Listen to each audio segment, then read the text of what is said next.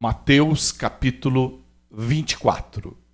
Então Jesus saiu do templo e, ao caminhar, seus discípulos chegaram mais perto dele para lhe apontar as construções do templo. Ele, entretanto, lhes observou: estais vendo todas estas coisas? Com toda a certeza eu vos afirmo que não ficará aqui pedra sobre pedra, pois que serão todas derrubadas. Tendo Jesus se assentado no Monte das Oliveiras, os discípulos chegaram até ele em particular e lhe pediram: dize-nos quando ocorrerão estas coisas, e qual será o sinal da tua vinda e do final dos tempos? Então Jesus lhes revelou: cuidado que ninguém vos seduza, pois muitos são os que virão em meu nome proclamando: eu sou o Cristo, e desencaminharão muitas pessoas. E vós ouvireis falar de guerras e rumores de guerras. Todavia, não vos desespereis, porque é preciso que tais coisas ocorram, mas ainda não será o fim.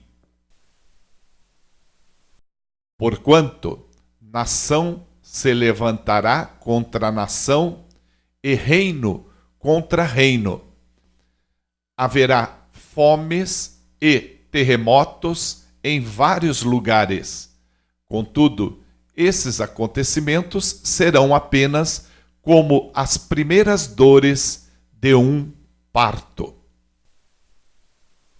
Então eles vos entregarão para serem afligidos e condenados à morte, e sereis odiados por todas as nações por serem meus seguidores.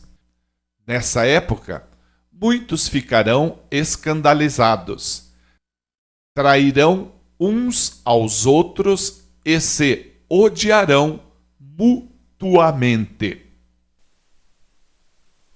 Então, numerosos falsos profetas surgirão e enganarão a muitos. E, por causa da multiplicação da maldade, o amor da maioria das pessoas se esfriará. Aquele, porém, que continuar firme até o final será salvo. E este evangelho do reino será pregado em todo o mundo habitado, como testemunho a todas as nações, e então chegará o fim. E assim, quando virdes a profanação horrível da qual falou o profeta Daniel no lugar santo, ao ler o profeta, entendereis isso. Então, os que estiverem na Judéia, fujam para os montes. Quem estiver sobre o telhado de sua casa, não desça para retirar dela coisa alguma. E aquele que estiver no campo, não volte para pegar sua túnica. Serão dias terríveis para as mulheres grávidas e para as que estiverem amamentando. E orai para que a vossa fuga não ocorra durante o inverno, nem no sábado, porquanto haverá nessa época grande tribulação, como jamais aconteceu desde o início do mundo até agora, nem nunca mais haverá. E se aqueles dias não tivessem sido abreviados, nenhuma carne seria salva. Mas, por causa dos eleitos, aquele tempo será encurtado. Então, se alguém vos anunciar, vede, aqui está o Cristo, ou ei-lo ali, não acrediteis, pois se levantarão falsos cristos e falsos profetas e apresentarão grandes milagres e prodígios para, se possível, iludir até mesmo os eleitos. Vede que eu o preanunciei a vós. Portanto, se vos disserem, eis que ele está no deserto, não saiais, ou ainda, ele está ali mesmo, nos cômodos de uma casa, não acrediteis. Pois, da mesma maneira como o relâmpago parte do Oriente e brilha até no Ocidente, assim também se dará a vinda do Filho do Homem. Onde houver um cadáver, aí se reunirão os abutres. Imediatamente, após o tormento daqueles dias, o sol escurecerá e a lua não dará a sua luz, e as estrelas cairão do céu, e os poderes celestes serão estremecidos. Então surgirá no céu o sinal do Filho do Homem, e todos os povos da terra prantearão e verão o Filho do Homem chegando nas nuvens do céu com poder e majestosa glória. Ele enviará os seus anjos com um poderoso som de trombeta, e estes reunirão os seus eleitos dos quatro ventos, de uma a outra extremidade dos céus. Portanto, aprendei com a parábola da figueira. Quando, pois, os seus ramos se renovam e suas folhas começam a brotar, sabeis que está próximo o verão. Da mesma forma, vós, quando virdes todos esses acontecimentos, sabei que ele está muito próximo às portas. Com toda a certeza eu vos afirmo que não passará esta geração até que todos esses eventos se realizem. O céu e a terra passarão, mas as minhas palavras jamais passarão. Entretanto, a respeito daquele dia e hora, ninguém sabe,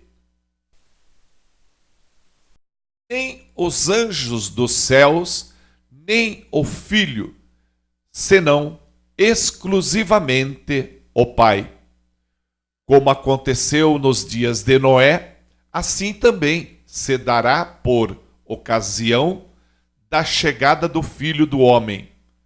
Porque nos dias que antecederam ao dilúvio, o povo levava a vida comendo e bebendo, casando-se e oferecendo-se em matrimônio, até o dia em que Noé entrou na arca. E as pessoas nem notaram, até que chegou o dilúvio e levou a todos. Assim ocorrerá na vinda do Filho do Homem. 2 homens estarão na lavoura, um será arrebatado, mas o outro deixado. 2 mulheres estarão trabalhando num moinho, uma será arrebatada, a outra ficará para trás. Por isso, vigiai, porquanto não sabeis em que dia virá o vosso Senhor. Contudo, entendei isto: se o proprietário de uma casa soubesse a que hora viria o ladrão, se colocaria em sentinela e não permitiria que a sua residência fosse violada. Portanto, ficai igualmente vós alertas, pois o Filho do Homem virá no momento em que menos esperais.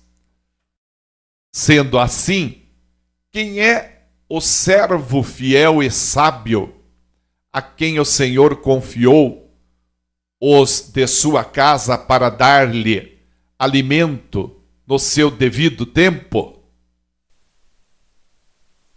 Feliz aquele servo a quem o seu Senhor, quando voltar, o encontrar agindo dessa maneira. Com certeza, vos afirmo que o Senhor confiará a seu servo todos os seus bens. Entretanto, supondo que esse servo, sendo mau, diga a si mesmo: meu senhor está demorando muito, e, por isso, passe a agredir os seus conservos e a comer e beber com beberrões. O senhor daquele servo virá num dia inesperado e numa hora que o servo desconhece.